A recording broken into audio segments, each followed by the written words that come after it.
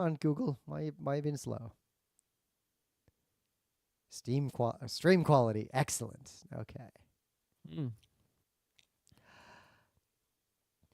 It's Monday, March 24th, 2025. I'm Rim. I'm Scott. And this is Geek Nights. Tonight we are talking about the problem of discovery. So we didn't do a show on Thursday last week because I was at Zenkaikon doing three panels, three talks. And you know what? It was a pretty good time. The panel that you pointed out takes too long to do. I was within a minute and a half of fitting it into time. But but it did take too long, though. Well, so the problem is it took too long by a minute and 30 seconds. Okay. Otherwise, it was pretty good. And I think the trick to a panel like that, if we're doing a list of things, I had a timer that would buzz on my watch every minute and 40 seconds, and I used that to make sure I stayed on track. And okay. You see, I didn't do that. I mean, obviously, if you do that, it doesn't. You could have as long as you don't have, so many items that you can't possibly even say one word each. You're gonna make right, but it's like, I feel like if you said everything there was to say about each one, which is what I was doing, is too many. So I did. I rewatched one of the older 40 games, whatever panels we did, where we did pretty much finish them on time. And we actually stuck to something that we have since deviated from. We would only say one thing about most of the games, and a few of the games that were really important, we'd say two things about. And we said the most about Dune. We said three things about it. Yeah, I was basically saying everything that needed to be said about each one. But otherwise, the talks went great. What was noteworthy, Zenkaikon, Lancaster, Pennsylvania, just since the last time I went to a Zenkaikon, has gentrified crazily. It's I haven't been there in quite a while. The town is unrecognizable, and there are places open on Sunday. Except the donut places. There are still no donuts on Sunday. I could guess about why that is. Oh, even the non-Amish donuts are not open on Sunday. Right. Yeah. Well, we can talk about why I would guess that might be another time. Yeah. But otherwise, the cool thing about Zenkaikon, so I noticed I haven't been to a con that's that kind of fan con in a while. We're just going to PAX's and MagFest. What would you guess for a random fan con the number one cosplayed thing would be? Right now? Right now. If you just had to take a pulse of an anime adjacent convention that attracts 14 to 20-year-olds. Well, I mean, I guess the Jujutsu Kaisen is popular, right? And saw a little bit of that. I would say is popular right now with the children. Dungeon Meshi, I'll just point out, was probably the second or third most cosplayed thing I saw. That's got to be up there. I don't know. It could be some other thing well, there's always something the Fate Stay type whatever, the thing we don't recognize. It could be some sort of low effort thing, like a whole bunch of Squid Game kids or something like that, or things that are perennial, like just Pokemons. What stood out to me is in general. I'd say Dungeon Meshi, Delicious in Dungeon, was very high up there. I saw a lot of people dressed up as people from that show. Also, a surprising number of Vash the Stampede cosplays. I saw a few of those at MagFest. I think because of the new Trigon and because just for a bunch of reasons. There's a new Trigon? You didn't watch the new Trigon? It's not even that new. How new? Oh, you were saying new, there was another. No, there is not yet another Trigon. There probably isn't ever gonna be. Yeah. But Trigon's having a big resurgence again, just in the fandom. It was Trigon Stampede in 2023. Yep. And the number one far and away thing that was cosplayed was those characters from that Has Been Hotel, Hell of a Boss, the indie online. Oh, yeah, okay. But far and away, that was the majority cosplay. But also, I'm going to give an honorable mention. I saw a lot of X-Men. Okay, way to go. Yeah, it's a pretty good mix. See some X-Men. And Zenkaikon, as some feedback to you, you got to put Geek Nights in bigger rooms because all three of my talks completely filled and a lot of people were turned away. And these were not at good times. Friday at 10 a.m., filling a panel room Yeah, put me in the big room next year because I saw what was in the big room at the same time, and that room didn't fail, but my room failed, and I could have filled that big room. Somebody that I was with was looking at their Instagram because I don't look at mine ever. And they follow a cosplayer, and the cosplayer posted on their Instagram story because they were at Zenkaikon. Like something, I forget the exact Instagram post, but it was something along the lines of, "Oh, this looks interesting," or whatever, and it was our panel at Zenkaikon they were about to go to. No, like it was to like every panel completely filled. They had to like seat people. I mean, there's not a lot of how much competition is there at Zenkaikon? There's 5 panel rooms. There's moderate competition, I would say, and there was not enough space in some of the rooms, but also we're good at what we do. The thing that was really interesting to me, though, this is more Geek Nights meta, so we can get into other stuff. The first panel, completely filled, and nobody in the room had any idea who I was or what Geek Nights was or anything. And then all of those people tried to go to the other 2 panels. And because a bunch of them couldn't get in, there was a crowd of people waiting outside the second panel, and literally they waited the whole hour just to like tell me that they tried to get in and they wouldn't let them in. Like this group of 5 people. Why would you waste an hour of your con time? Go do something. You're not making it. Go do something. Well, you know what I told? You know what I told those kids? Just check YouTube. Like our shit's all on YouTube. Like I told you yesterday. I don't know. There's nothing. I guess there's nothing else to do, right? At the con. Right? Well, I think there's nobody does what we do. Like our topics, like even at a PAX, like people don't do the thing we do. I'm not saying we're the best at talking or the best at games, but we have there's an intersection of things that we do. Not many other people do it. I think that's part of this. I think it's like you think about like when we would go to Anime Boston and stuff, and it's like when we weren't doing a panel, and other than the concert or the panel, some of the other people did that we know. Yep.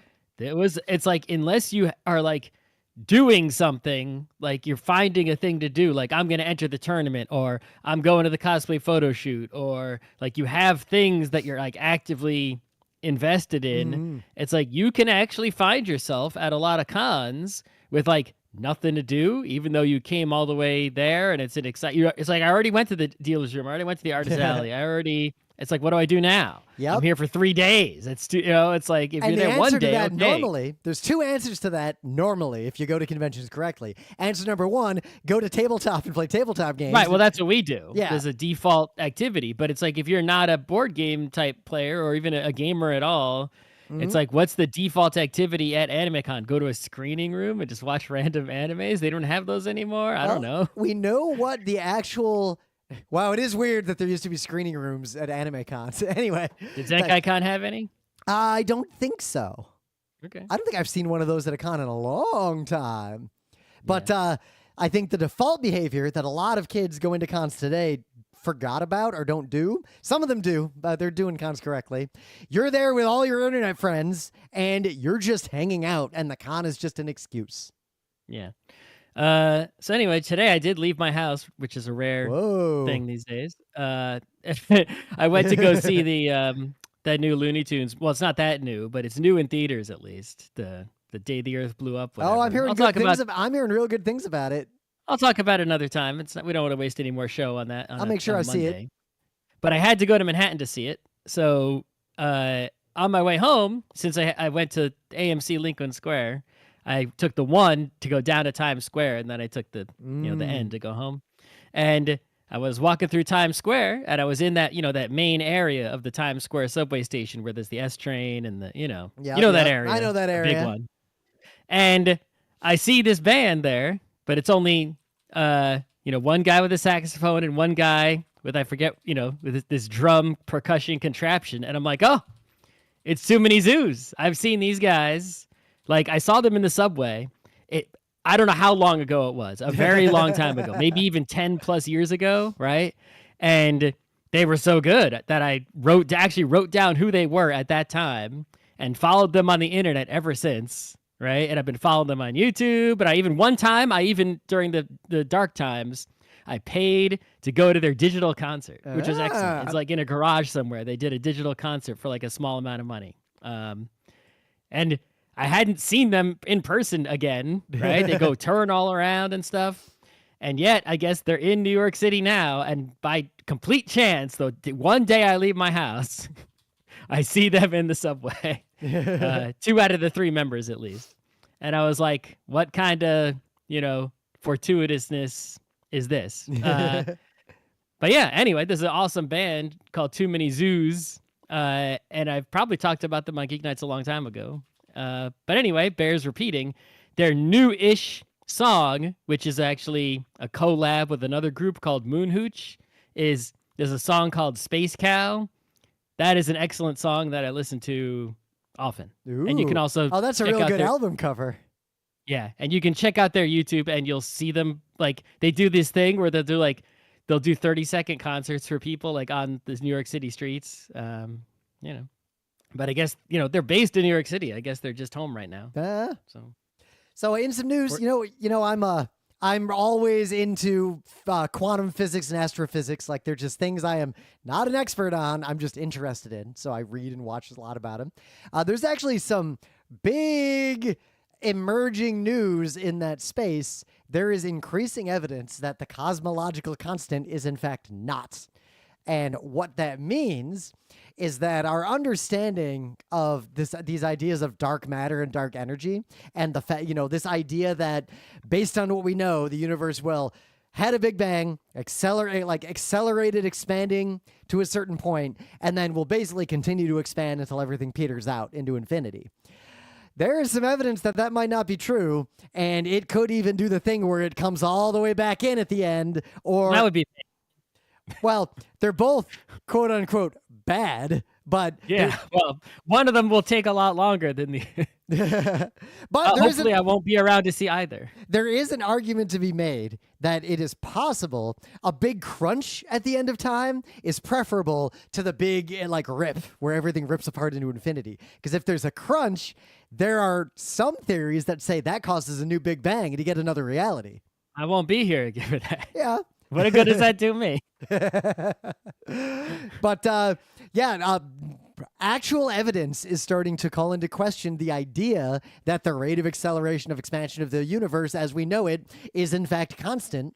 And this is causing the scientists who study this to get all a Twitter online, and there's big conversation if you're in those circles. So this is a good thing to read because, if you think about the history of space and space-time and quantum physics, like quarks weren't discovered until relatively recently. And if you zoom out a little bit, we didn't even know what galaxies were until relatively recently. So they're far away. Yeah. Despite hard to see. Despite Hell World and despite everything that's going on, science is somehow continuing to probe the deepest and most esoteric mysteries of the universe and measure things to test our crazy theories. And that is it's kind of amazing that humans are still doing this in the background. The one thing that's disappointing, though, is that the answer is never the cool thing you want. No, that's not even it, right? The answer is always cool, right? Anything closer to the truth is always fascinating and amazing and cool, even if it's the less cool option. It's not right. It's like, true. If someone comes around and says, "Yep, it's what we thought," right? P is not NP. It's like, all right. Yep. It's whatever. It's like, at least okay. You know. Yeah, but it's like that would still be amazing.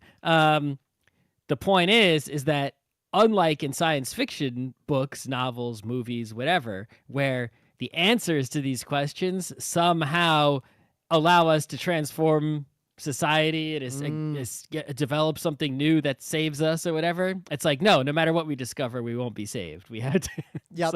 Well, because the problems we are facing do not have technological solutions. They have sociographic. There's as fascinating as that path is, it's like, I care about it much less now than I did, only because I know no matter what we discover there, it can't really help. Well, case in point, if we stopped all medical research for 1,000 years, zero medical research, and instead put all that energy solely into giving humans access to existing medical research, we would save so many more lives than all the medical research that will happen from now for the next 1,000 years combined would save. And yet we don't. We don't give anyone health care, and we're cutting off research. That's right. Anyway, you got any news?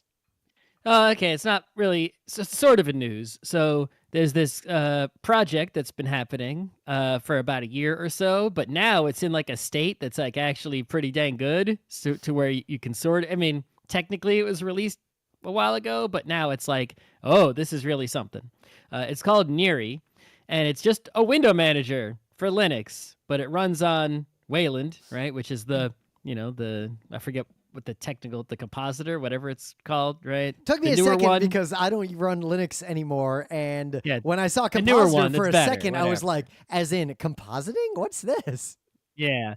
But anyway, what's interesting about this is whether you run Linux or use this particular software or not, is that it is sort of a new paradigm of desktop window management in that it's a tiling window manager, much like, i3 or Ion or any of those other tiling managers, right, that have been around. But this one specifically is using an infinitely horizontally scrollable space, right? Those other tiling window managers, they have virtual desktops and they have, the space you look at is like, that's all your space. And you can arrange your windows into a grid. And then you can split the grid horizontally or vertically.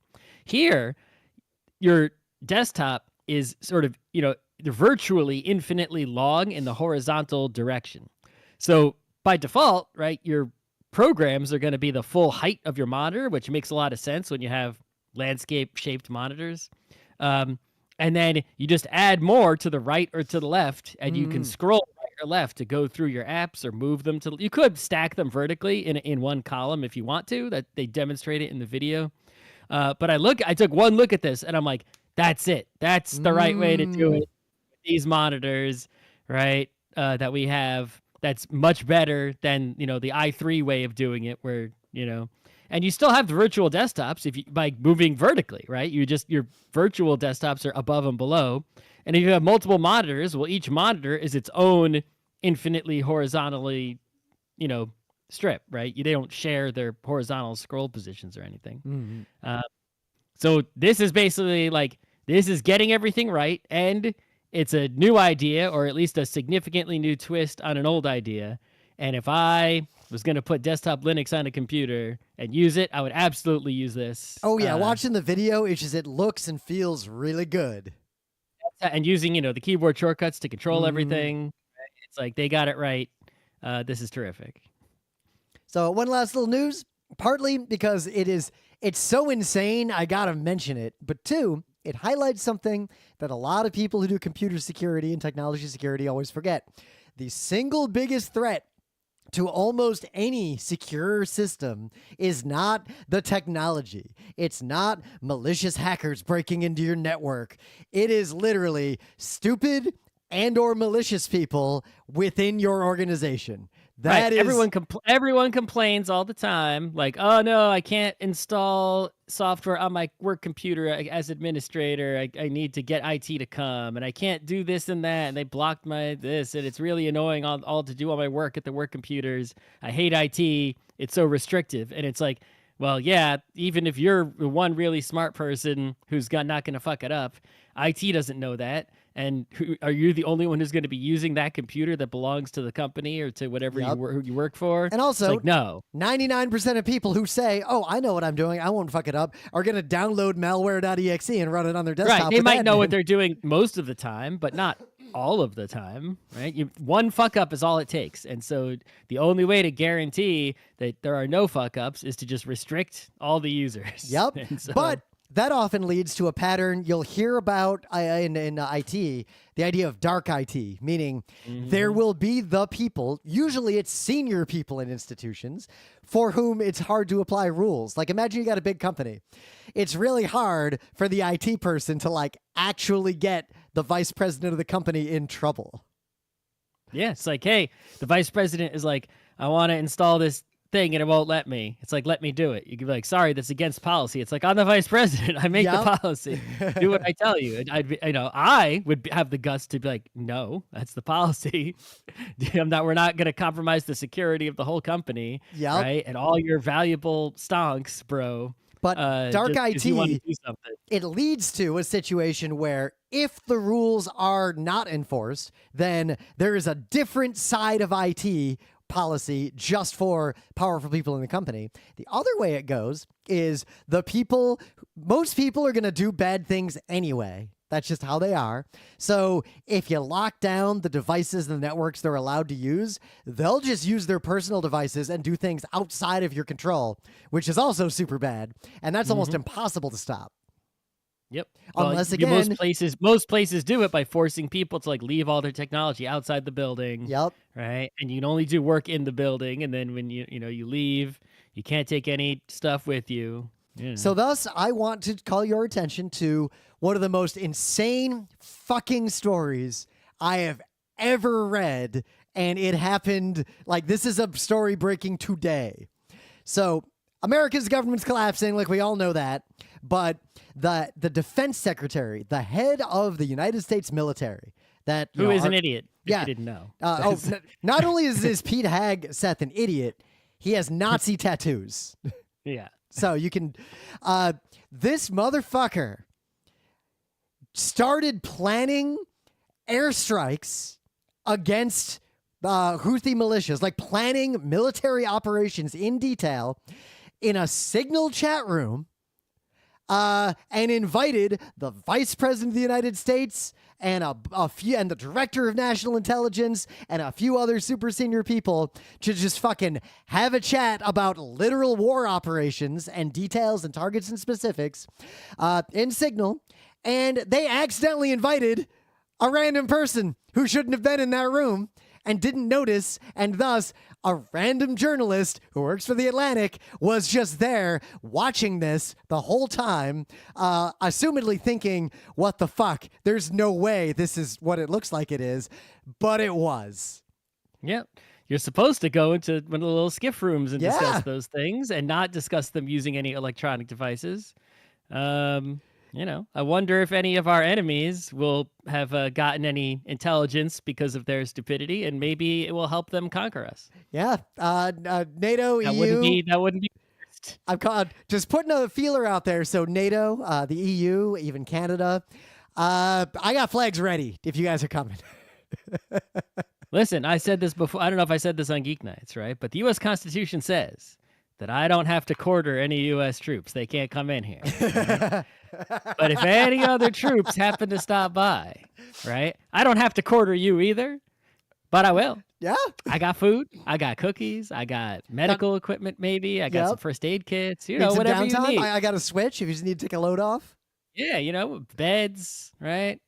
Any invaders? Come on over. Well, at least invaders from the countries we're allies with.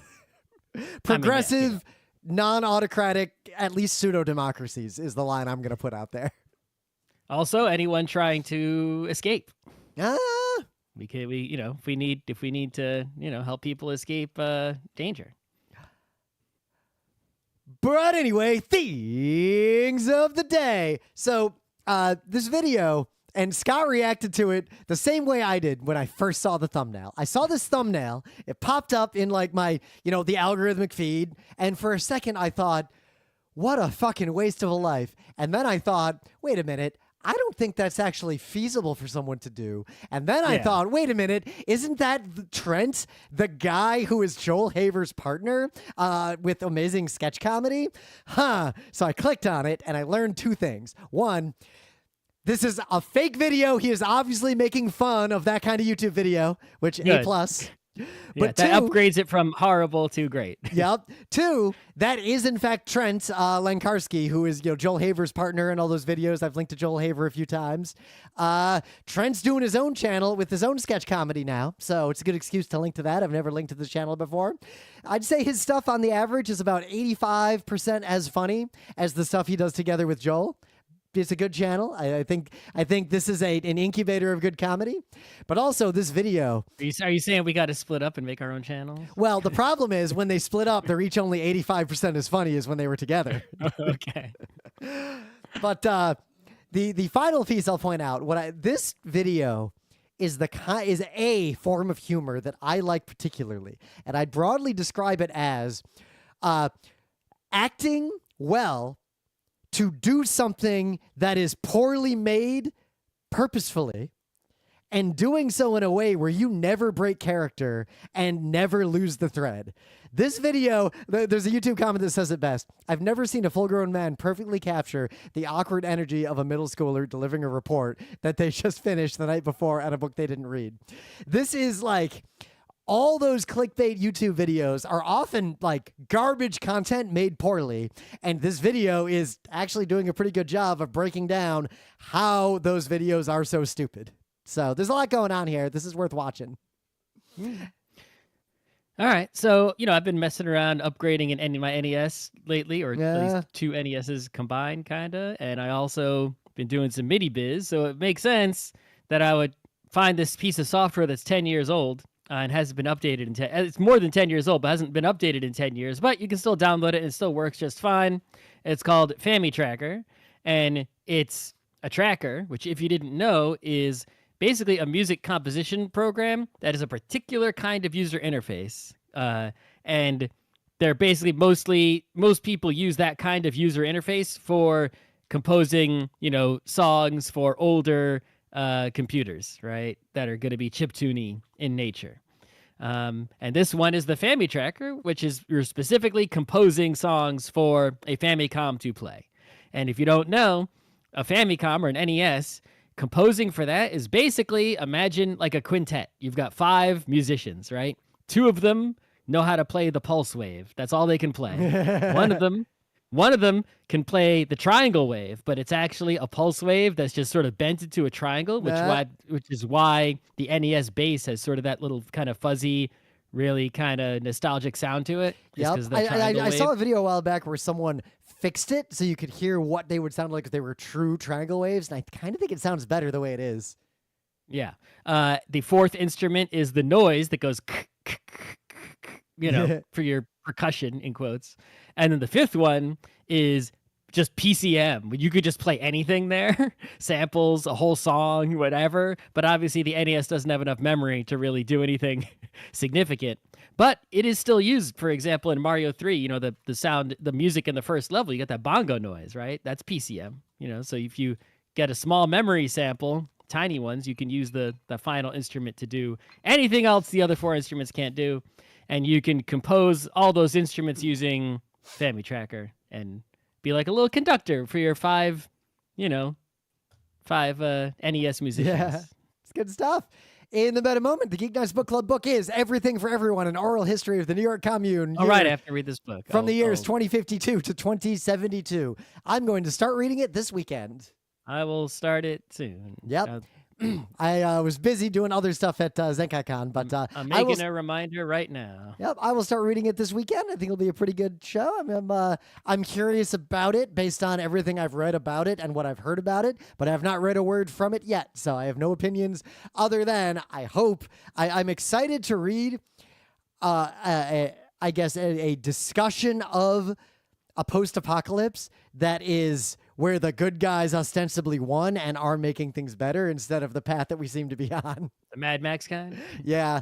I've read enough Mad Maxes. I don't need more Mad Max. I'm already ready for the Mad Max future. Yeah. The only other thing, I guess, is PAX East is May 8th through 11th. Thank God it will be less cold. Who knows what... It could be bad weather. We don't know. It's going to snow. It's possible. It is very possible it could snow. But not zero. On all probability... It'll be the best weather PAX East ever. Probably. Yep. We will be there doing 2 talks. So come to PAX East. And if you want to hang out and you can find us, we probably won't be available at night because we usually enforce at night. And I don't see that changing anytime soon. But there's 4 days of PAX East. There'll be plenty of time. Oh, yeah. More time than at other cons. So. Yeah, my only real complaint about PAX East these days is that several of the restaurants that I used to eat at have disappeared. But as best I can tell, restaurants have not moved in to replace them. So there are... If it's warmer, it won't be a problem to walk further. Oh, yeah. If it's warm, we can walk over the bridge to Chinatown and I won't complain at all. Walk all kinds of places. Yeah, we can go all over. There was a year a long time ago when I remember it was warm because me and Red walked to that diner that was way behind the convention center that one time. I think it was still kind of cold then, but it was warmer. It was warm enough to walk to a diner that was kind of far away. Yeah. And that same PAX East, I remember we walked over the bridge and over to Chinatown and had a hot pot. Mm. So yeah. All right, let's get right into it. So there's a cluster of issues that I feel like we might talk about over a couple of shows, depending on how we go. But one of the areas that this cluster of issues is circling is best described as discovery.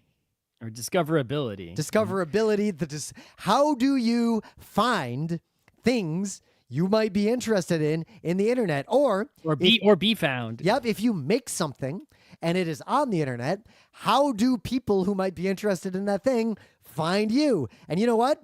We basically don't have answers to this, and attempts to answer this challenge have largely made the internet worse. Yeah. So the fundamental problem is that it's really the ideal would be that you have something to be found, and it's found by not nobody, right? Because then you're just shouting into the wind.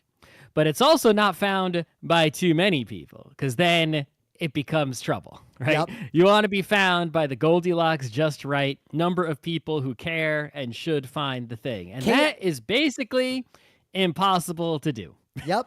And case in point, we had some direct experience with this long before, like in ancient times. But we did a live stream on a platform that no longer exists effectively because it became a different platform. Ustream, which is basically like, it was Twitch. It was basically Twitch, but it was sort of generic just for any kind of stream. And the days before streaming was a big deal, and most people just couldn't even do it, technologically speaking. But also, most people weren't watching it. So. Yeah. Do we have video of that stream we did somewhere? It seems unlikely. We were still living in Beacon. I remember there was like a tornado that delayed me getting home that day, so we did it pretty late. This was before you could get bright LEDs, so we made this video like with a construction halogen light, like sitting on the floor in our living room. Like, could have started a fire. We easily could have started a fire. I was dripping sweat by the end of that thing, but we made this like long video, and we started streaming it on Ustream, and like a small number of the listener were watching.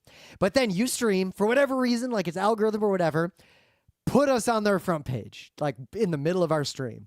And we learned they'd done this because suddenly the very slow chat started moving faster and faster and faster, and then very rapidly became filled with hate, racism, bullshit, and nonsense. Like the floodgates of the evils of the internet just appeared in front of us, and there was very little we could do about that, solely because now our content was being shown to too many people, especially being shown to the bad, average, basic person who's going to just say slurs as soon as they're given the opportunity on the internet.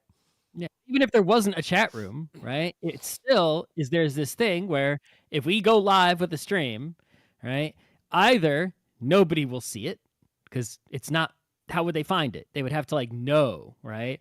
And then it's like, well, we could try to tell people about it, but that doesn't scale. Most people will ignore us when we try to tell them, and it doesn't really get us seen very much, right? It's like we might as well make a phone call instead of stream, because we'll have just as many people who communicate, but the listener will be on the other end. We're good. Why do we need to stream? Yep. So let's go on the other side of that. Say you're a random person.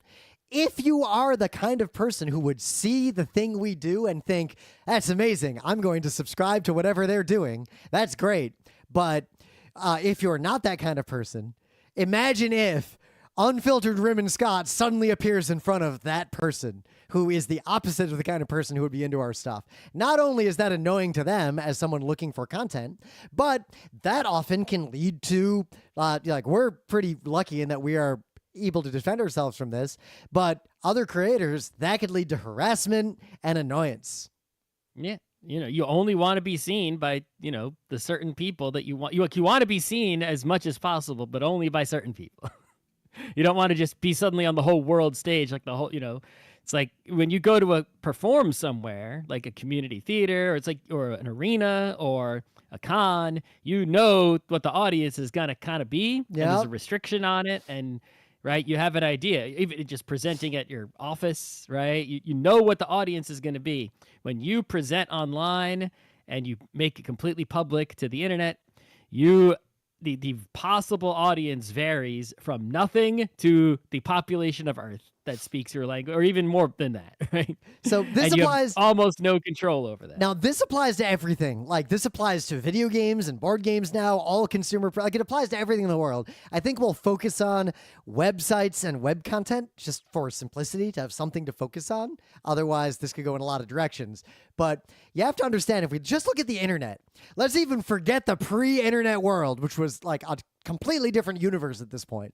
In the early days of the internet, there wasn't that much stuff on the internet. There was a book that was published that was like, here are the domains of every website. Right? Yep. It wasn't really every website, but it was like, it was every website that mattered at that exact moment of the book publishing. Yep. I was about to say it was like a Yellow Pages of the internet, but I don't think anyone knows what the hell a Yellow Pages is. Like the DNS server just like dumped every domain and printed them in like a. But like in those early, not the earliest days of the internet, but like the early days of the internet, I'd broadly say the early 90s. Or the web, right? Yeah. The internet is much older, but yeah. And the internet, the other parts of the internet had their own discovery problems, but the early web, like let's say the early to mid 90s, where is a good time to talk about because a lot of things were different. Discoverability, how would you find a website you might want to look at? You might buy that book, which often categorized literal like domain names by category because a human curated them in some fashion. There were books that would be like, here are the 10 websites about dogs, and here are the 4 websites about, like, I don't know, the history of the United Kingdom.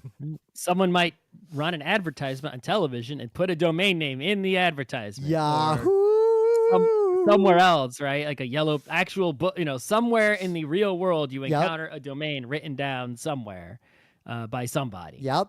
But a lot. Go to this website. Here it is. Go to it. And there were basically like 2 tiers of websites on the internet, maybe 3 if you really want to split hairs. Tier 1 were the kinds of websites that were in those books and were like on TV and ads, and like people would know about them. Like someone would be like, oh, I went to pets.com because that was like the only website that had pet stuff at the time as far as normal people were concerned. But then there was like the rest of the internet. All the websites that hobbyists and enthusiasts and like random people were just making on the internet because that was a thing back then. I'm talking the GeoCities, but also just it still is a thing, but yeah, but it was very different back then. And those websites would never be in any of those books. Like I ran a website that had Final Fantasy translated ROMs. I ran another website that was literally just the clan I was in Sierra Online's The Realm MMO. And the point is that someone sits down at a computer and you can't find anything until you at least have one thing that that you're going to go to of your own volition that can provide a gateway, right? You can't follow a link until there is a link. And this is why, for as long as the internet's been a thing, there's been a battle to get into users' faces, right, automatically, right? Google trying to be the default search engine in Safari and on iOS and all the browsers. Back in the day, getting like AOL icons onto desktops of computers that was already installed there when the person turned the computer on, right? Because if you turn on just a blank installed computer with no software, it's like the user has to know of at least one thing that they're going to do on their own. And then that thing that they know that they're going to go do has an enormous amount of power in controlling what the user sees and where they can go to otherwise, right? If Facebook is the website that you know in your brain, you open up a web browser, you go to Facebook, and now they are, you could go to any website, but they're now controlling your view of the internet because you're only going to end up at places that they link to. Yep. And that's it. So in those early days, people who used the internet would just like bookmarks used to matter a lot because you would bookmark if you found an interesting website you needed to remember, and there weren't really search engines yet, so you would literally just but they sucked ass. Yeah, they effectively didn't exist. They were worthless. So you just have a list of specific websites you knew to go to, and then you'd kind of experience the rest of the internet either by clicking on links from those websites or word of mouth. Like a friend would literally be like, oh, here is the domain name of the website that lists all the Action Quake servers that we play on.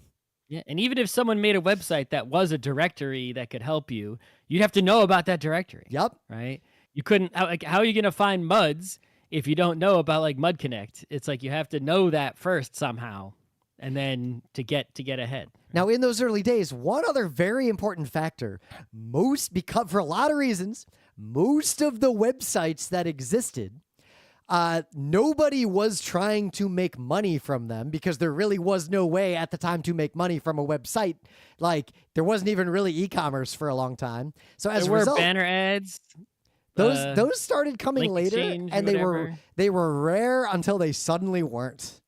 Yeah. But as a result, a lot of these websites, like, the way you would often find stuff is websites would have like a links section where anyone who made a website would often just like, here are useful links that I use. And you would like surf the web and slowly build your own map of the websites you'd start with. And then over time, a relatively smaller number of content aggregators started to be the dominant first websites people would go to. Places like Meme Pool, places where people would go and other humans were telling them, here are things you might be interested in. Click on these links to see more. It just websites where there would just be frequent updates, and all those new updates had links. See, it was sort of like, the feeds that people doom scroll with now, only much, much slower and much less efficient. You'd have also 5 new links a day, something like that. But highly curated and still often without a significant profit motive. Like, even as late as at RIT, I would go to Meme Pool like every couple days and just click on every link because I'd see a bunch of websites I'd never have seen otherwise.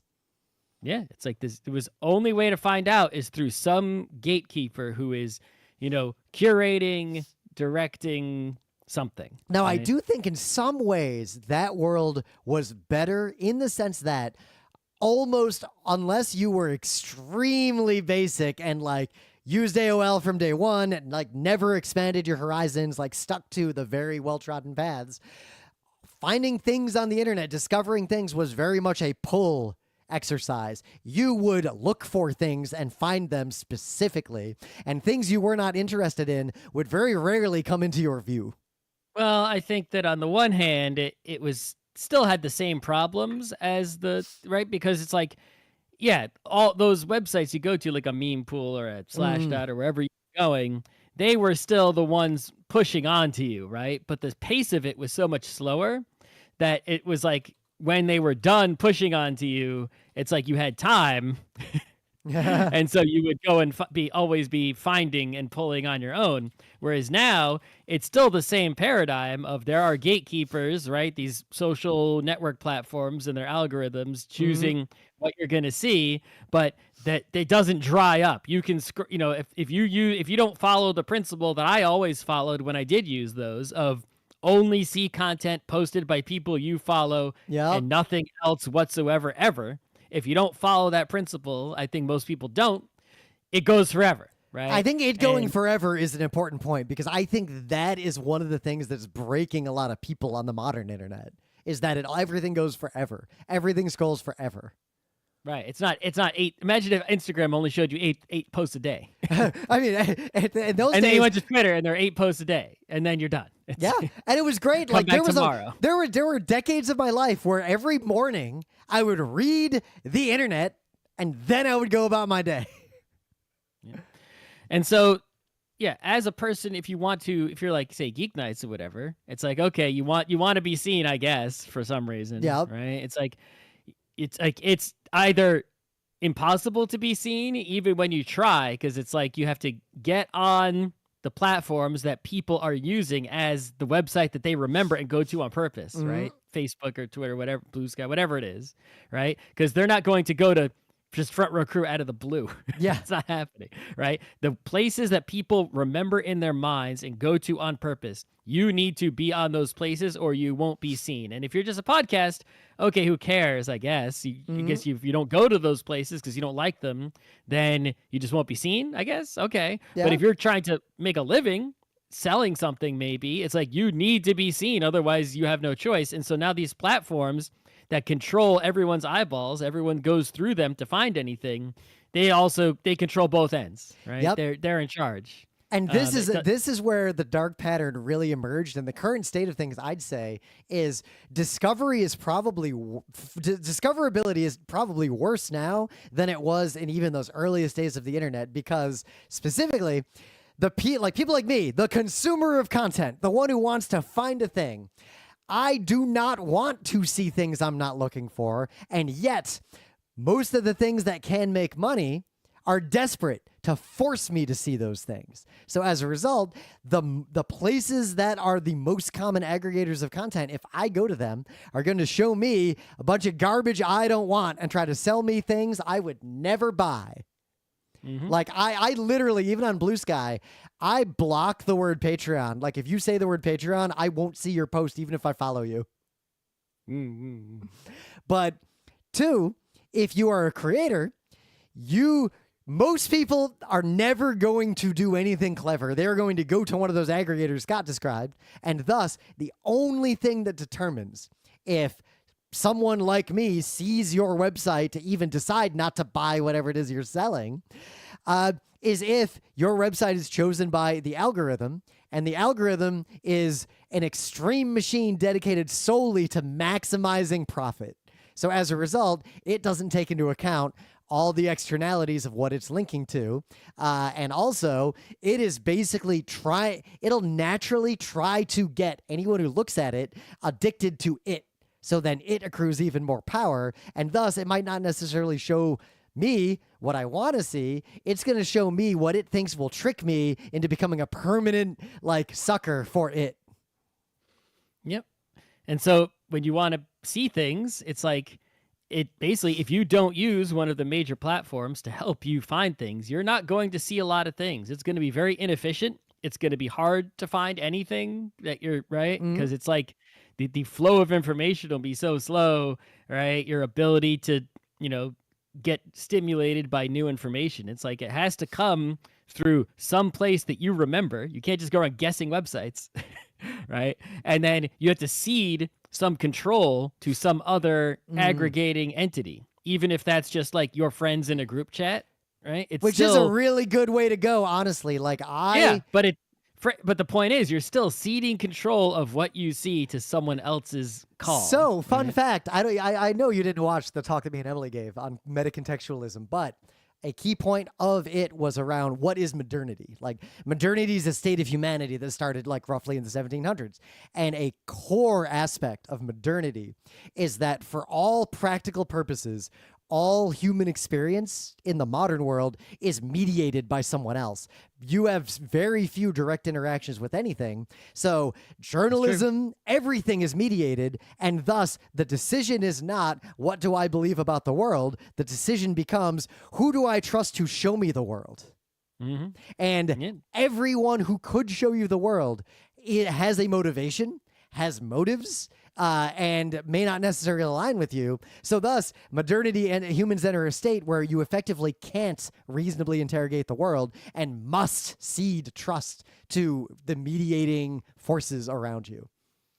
And the reverse coin, right? You want to be seen, you have to succumb. If you want to be seen, you have to give you basically have to pay one of these platforms directly or indirectly, right? You have to post on them instead of posting entirely on your own platform. You have to cede some sort of control to them, maybe give them actual money to buy ads or something. Whereas even if you put your content on them, you won't be seen by anybody on there unless it puts you into the algorithms that, and shows you, right? Yep. And, there's no good answer, because it's like I can't just do something sort of in the middle. It's either I'm completely invisible, even though I've posted things that the whole world can see just by if they just typed in my domain, anyone in the world with an internet connection could see this. It's completely public and free, but nobody knows that name to type it in. Mm-hmm.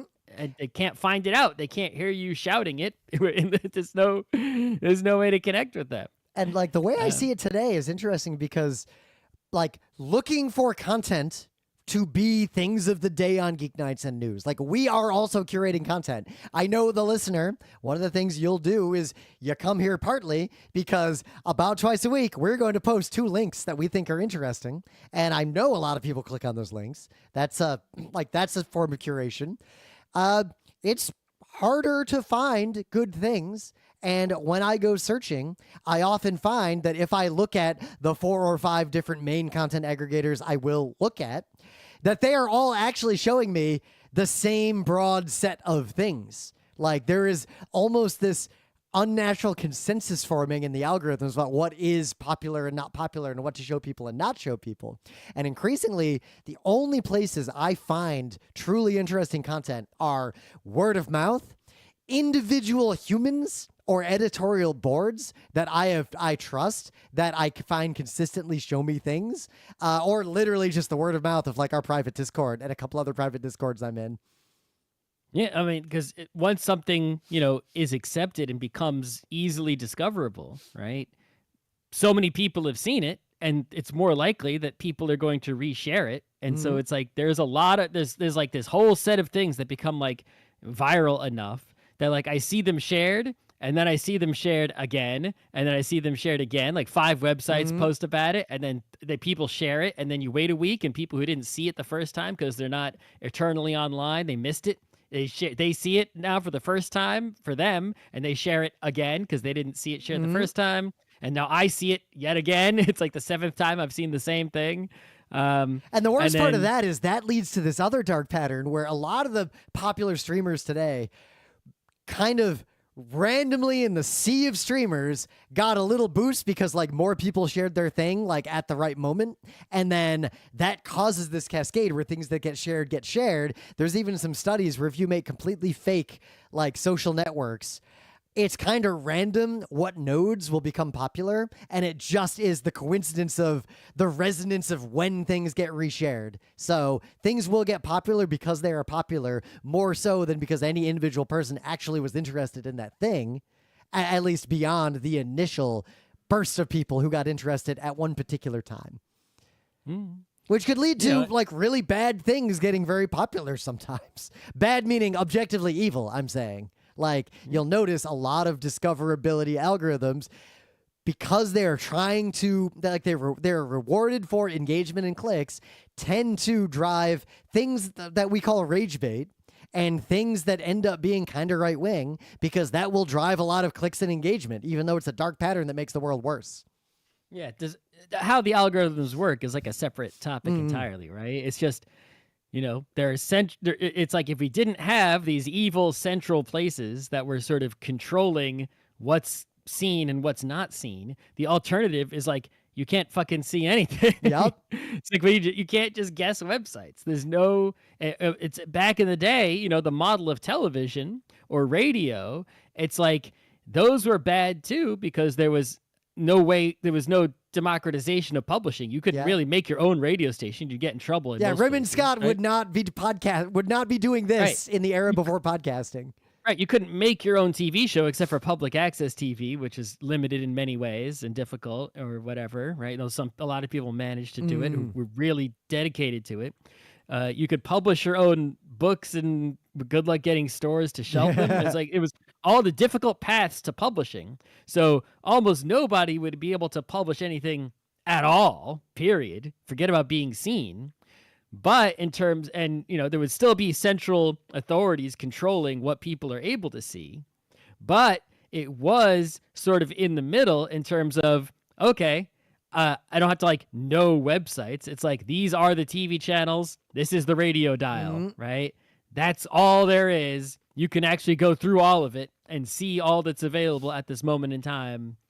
And that's not a thing that's on the internet, really. Yep. And one of the scariest places this happens is the discovery of, for example, actual news or journalism. Because journalism broadly, big swaths of the people who use the internet increasingly do not seek news from people I would characterize as journalists. They do get all of their news about the world from the same feeds that are showing them the cat videos. Right. It's like, well, journalists are basically aggregators. They might, a thing is sometimes they're just aggregating, information from the actual world, right?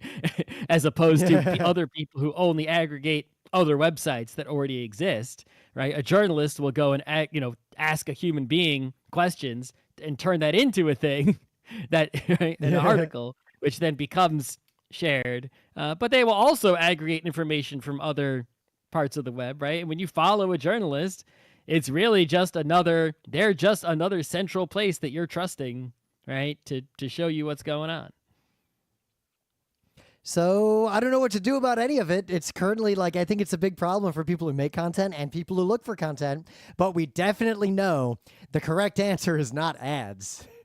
No, I don't think there is. I think that's the way the internet works, where you have to you have to tell your computer to visit a server and request information, right? And the alternative being push, where someone else just sends you things, and that's what you get.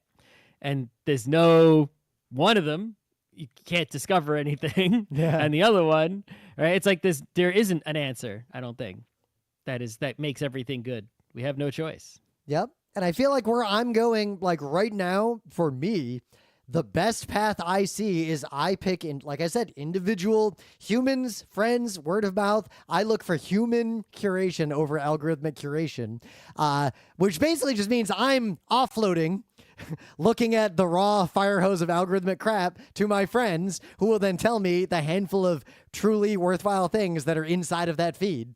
Is that fair to them? Those things they saw on algorithms somewhere. Yeah. Just like things that you shared that they haven't seen, you saw them on. You didn't get them from them. You're not sharing something to them that they already seen. You found it on an algorithm too. Yep.